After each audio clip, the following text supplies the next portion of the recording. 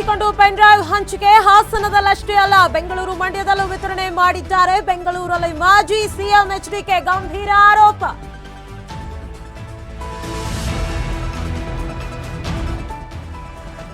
ಬೆಂಗಳೂರಿನಲ್ಲಿ ಜೆಡಿಎಸ್ ಕಾರ್ಯಕರ್ತರಿಂದ ಪ್ರತಿಭಟನೆ. CM Siddaramaiah DCM DK ವಿರುದ್ಧ ಪ್ರೊಟೆಸ್ಟ್. ಟೈರ್ಗೆ ಬೆಂಕಿ ಹಚ್ಚಿ ಕಾರ್ಯಕರ್ತರಿಂದ ಆಕ್ರೋಶ.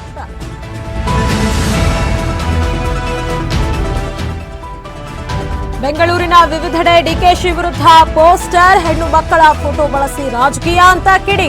ಡಿಸಿಎಂ ಜೊತೆ ಸಿದ್ದರಾಮಯ್ಯ ಫೋಟೋಗಳು ಬಳಕೆ.